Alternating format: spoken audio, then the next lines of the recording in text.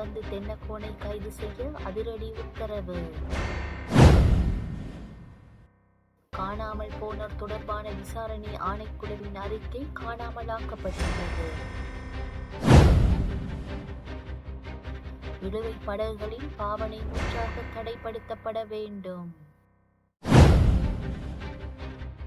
பயங்கரவாத தடை சட்டம் வெகு விரைவில் நீக்கப்படும். செவ்வந்தியை பிடிக்க 11 போலீஸ் குழுக்கள். முன்னாள் காவல்துறை மா அதிபர் தேசபந்து தென்னக்கோன் உட்பட கொழும்பு குற்றப்பிரிவின் முன்னாள் அதிகாரிகள் 8 பேரை கைது செய்து நீதிமன்றத்தில் சந்தேக நபர்களாக பெயரிடுமாறு உத்தரவிடப்பட்டுள்ளது. குறித்த உத்தரவானது மாத்தறை நீதவான் நீதிமன்றத்தினால் நேற்று விடுக்கப்பட்டுள்ளது. கடந்த 2023ஆம் ஆண்டு டிசம்பர் மாதம் 31ஆம் திகதி மாத்தறை வெலிகம பெலன பகுதியில் உள்ள W15 உணவகத்திற்கு முன்னால் நடந்த துப்பாக்கிச்சூடு சம்பவம் தொடர்பிலேயே தேசபந்து தென்னக்கோனை கைது செய்யுமாறு நீதிமன்றம் உத்தரவிட்டுள்ளது. 2016ஆம் ஆண்டு காலம் முதல் பெரும்பாலான விசாரணை ஆணைக்குழுக்கள் நியமிக்கப்பட்டன. அவற்றில் 14 ஆணைக்குழுக்கள் பிரதானவையாக காணப்படுகின்றன. இவற்றுக்காக 5301 லட்சம் ரூபாய் செலவிடப்பட்டுள்ளது. ஆனால் அறிக்கைகள் கிடைக்கப்பெறவில்லை. காணாமல் போனோர் தொடர்பில் விசாரணை ஆணைக்குழு நியமிக்கப்பட்டு அதற்காக 144 லட்சம் ரூபாய் செலவிடப்பட்டுள்ளது. ஆனால் அறிக்கை காணாமலாக்கப்பட்டுள்ளது என ஆளும் தரப்பின் பிரதான கொறடாவான நலிந்த ஜெயதிச தெரிவித்துள்ளார். பாராளுமன்றத்தில் வியாழக்கிழமை நடைபெற்ற 2025ஆம் ஆண்டுக்கான வரவு செலவு திட்டத்தின் ஜனாதிபதி செலவின தலைப்பு மீதான குழுநிலை விவாதத்தில் உரையாற்றுகையிலேயே அவர் இவ்வாறு குறிப்பிட்டுள்ளார். பாக்கு நீரிணையில் இரு நாடுகளினதும் இழுவை படகுகளின் பாவனை முற்றாக தடைப்படுத்தப்பட வேண்டும். அவை வங்காள விரிகுடாவில் அல்லது செங்கடலில் தாராளமாக நாட்கணக்காக நங்கூரமிட்டு நின்று மீன்பிடிக்கலாம் என தமிழக முதலமைச்சர் மு.க. ஸ்டாலினுக்கு வடமாகாண சபையின் முன்னாள் முதலமைச்சர் சி.வி. விக்னேஸ்வரன் எழுதியுள்ள கடிதத்தில் குறிப்பிடப்பட்டுள்ளது. இப்பிரச்சினை நேற்று இன்றையதல்ல, பல வருட காலமாக தீர்வின்றி தொடரும் ஒரு தொடர்கதையாகும். நான் முதலமைச்சராக இருந்தபோது டெல்லியில் இருந்து வந்த ஒரு தமிழ் உயர் அதிகாரியுடன் இது பற்றி பேசும் சந்தர்ப்பம் எனக்கு கிடைத்தது. நாங்கள் எங்களின் பேச்சுவார்த்தையின் பின்னர் சில முடிவுகளுக்கு வந்தோம். மக்கள் இடர் தீர்க்கும் மாண்புமிகு முதலமைச்சராகிய உங்களுக்கு அம்முடிவுகள் எமது கடற்தொழிலாளர் பிரச்சினையை தீர்க்க உதவியாக இருக்கும் என தெரிவித்துள்ளார். தமிழ்நாட்டு கடற்தொழிலாளர்களுக்கும் வடமாகாண தமிழ் கடற்தொழிலாளருக்கும் இடையில் நூற்றாண்டு கால தோழமை, அந்நியோன்யங்கள், உறவு முறைகள் தொடர்ந்து இருந்து வருகின்றன. இழுவை படகுகள் பாவனைக்கு வரும் வரையில் இவர்களின் உறவுகள் மிக சுமூகமாக இருந்து வந்தன என அவர் மேலும் தெரிவித்துள்ளார். பயங்கரவாத தடை சட்டம் இல்லாதொழிக்கப்பட்டு உலக பயங்கரவாதம் மற்றும் உலகளாவிய நவீன சவால்களை எதிர்கொள்ளும் வகையில் சர்வதேச ரீதியில் அங்கீகரிக்கப்பட்ட மனித உரிமை கோட்பாடுகளுக்கு அமைவாக புதிய சட்டம் உருவாக்கப்படும் என நீதி மற்றும் தேசிய ஒருமைப்பாட்டு அமைச்சர் அர்ஷன நாணயக்கார பாராளுமன்றத்தில் தெரிவித்துள்ளார். மக்களுக்கு வழங்கிய வாக்குறுதியின்படி பயங்கரவாத தடை சட்டம் நீக்கப்படும் என தெரிவித்த அமைச்சர் எதிர்வரும் தேர்தல் வரை அது இழுத்தடிக்கப்பட மாட்டாது என்றும் தெரிவித்துள்ளார். பாராளுமன்றத்தில் நேற்று நடைபெற்ற 2025ஆம் ஆண்டுக்கான வரவு செலவு திட்டத்தில் ஜனாதிபதி செலவின தலைப்பு மீதான குழுநிலை விவாதத்தில் உரையாற்றுகையிலேயே அமைச்சர் இவ்வாறு தெரிவித்துள்ளார். பாதாள உலக குழுக்களின் தலைவன் கணேமுல்ல சஞ்சீவ கொலை வழக்கில் முக்கிய சந்தேக நபர் என்று கூறப்படும் 25 வயது இஷாரா செவ்வந்தி என்ற பெண்ணை கைது செய்ய 11 போலீஸ் குழுக்கள் ஈடுபடுத்தப்பட்டு நாடு முழுவதும் சிறப்பு நடவடிக்கை எடுக்கப்பட்டு வருவதாக பாதுகாப்பு பிரதி அமைச்சர் சுனில் வட்டகல தெரிவித்துள்ளார். மேலும் ஒரு போலீஸ் குழு தேவையான நடவடிக்கைகளுக்காக துபாய் நாட்டிற்கு அனுப்பப்பட்டுள்ளதாகவும் அமைச்சர் தெரிவித்துள்ளார். கொழும்பு குற்றப்புலனாய்வு பிரிவின் 2 சிறப்பு குழுக்களும் இந்த நடவடிக்கையில் ஈடுபடுத்தப்பட்டுள்ளதாகவும் இந்த சம்பவத்தில் தொடர்புடைய மற்றும் வெளிநாட்டில் இருந்து இந்த கொலையை நடத்திய பாதாள உலக குழு தலைவர்களை விரைவில் நாட்டிற்கு கொண்டுவர நடவடிக்கை எடுக்கப்படும் என்றும் அவர் தெரிவித்துள்ளார். சந்தேக நபரான இஷாரா செவ்வந்தியால் வெளிநாட்டிற்கு தப்பி செல்ல முடியவில்லை என்றும் அவர் நாட்டிற்குள் இருப்பதாக தகவல்கள் வந்துள்ளதாகவும் அவர் தெரிவித்துள்ளார்.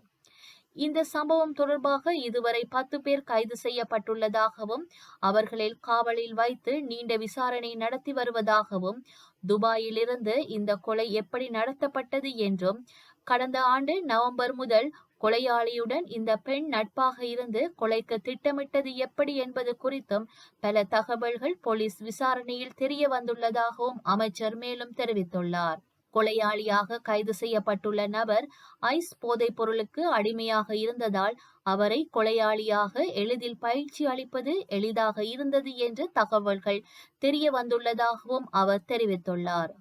இந்த கொலைக்கு உதவிய போலீஸ் அதிகாரிகள் குறித்தும் புலனாய்வு பிரிவு விசாரணை தொடங்கியுள்ளதாகவும் துபாயில் இருந்து கொலையை நடத்திய குற்றக்கொலைகள் தொடர்பாக போலீஸ் அதிகாரிகள் தொடர்பு மற்றும் அவர்கள் அந்த பாதாள உலக குழு உறுப்பினர்களுடன் தகவல் பரிமாற்றம் செய்தார்களா என்பது குறித்தும் விசாரணை நடத்தப்படும் என்றும் பிரதி அமைச்சர் வட்டகல மேலும் தெரிவித்துள்ளார்.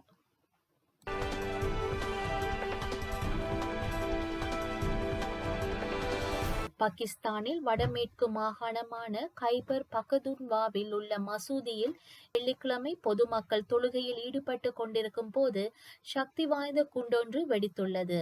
இதில் 5 பேர் உயிரிழந்துள்ளதுடன் 20 பேர் காயமடைந்துள்ளனர். இந்த குண்டுவெடிப்பில் ஜமியாத் உலேமா இஸ்லாம் அமைப்பின் தலைவர் ஹமீதுல் ஹக் ஹக்கானி உயிரிழந்துள்ளார். இவர் 1968 ஆண்டு அவரது தந்தை உயிரிழந்த நிலையில் JUI அமைப்பின் தலைவரானார். இந்த தாக்குதல் மனித வெடிகுண்டு தாக்குதலாக இருக்கும் என கைபார் பக்துன்வா IG தெரிவித்துள்ளார். ஹமீதுல் ஹக்கை கொலை செய்யும் நோக்கத்தில் இந்த தாக்குதல் நடத்தப்பட்டிருக்கலாம் என அதிகாரிகள் தெரிவித்துள்ளனர். அவருக்கு போலீஸ் பாதுகாப்பு வழங்கப்பட்டிருந்தமையும் குறிப்பிடத்தக்கது. ரஷ்யா மற்றும் உக்ரைன் இடையிலான போரை நிறுத்துவதற்காக அமெரிக்கா மற்றும் ரஷ்யா இடையே பேச்சுவார்த்தை நடைபெற்று வருகின்றது. போர் நிறுத்த பேச்சுவார்த்தை நடைபெற்று வரும் நிலையில் உக்ரைனுக்கு அமெரிக்க ஜனாதிபதி ட்ரம்ப் அதிர்ச்சி தகவல் ஒன்றை வெளியிட்டுள்ளார். உக்ரைன் நேட்டோவில் இணைவது தொடர்பான பிரச்சனையே இரு நாடுகள் போரில் மோதும் சூழலுக்கு காரணமாக உள்ளது.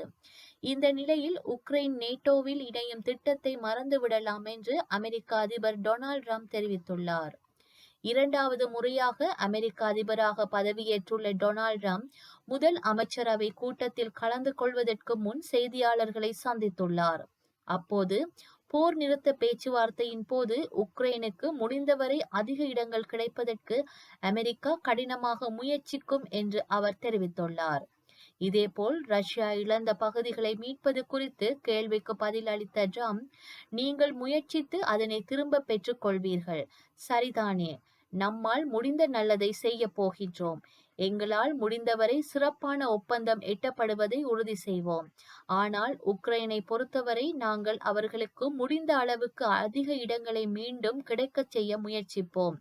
நாங்கள் முடிந்தவரை அதிக இடங்களை திரும்ப பெற முயற்சிக்கின்றோம் என அவர் தெரிவித்துள்ளார். வரலாற்றில் இன்று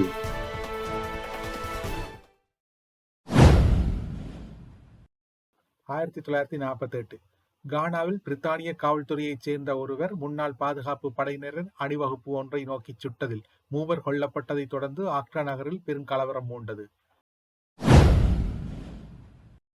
1953 ஜேம்ஸ் வாட்சன் மற்றும் பிரான்சிஸ் கிரிக் ஆகியோர் DNA வேதியியல் அமைப்பை கண்டுபிடித்துள்ளதாக அறிவித்தனர். 1986 ஸ்வீடன் பிரதமர் ஸ்டாக்ஹோம் நகரில் சுட்டுக் கொல்லப்பட்டார். 2002 குஜராத் வன்முறை. அகமதாபாத்தில் இடம்பெற்ற இந்து முஸ்லிம் கலவரத்தில் குறைந்தது 55 பேர் கொல்லப்பட்டனர். செய்திகளை உடனுக்குடன் தெரிந்து கொள்ள உடனே சப்ஸ்கிரைப் செய்து பெல் பட்டனை கிளிக் பண்ணவும். மேலதிக செய்திகளை தமிழ் தாய் இணையதளத்தில் பார்வையிடலாம்.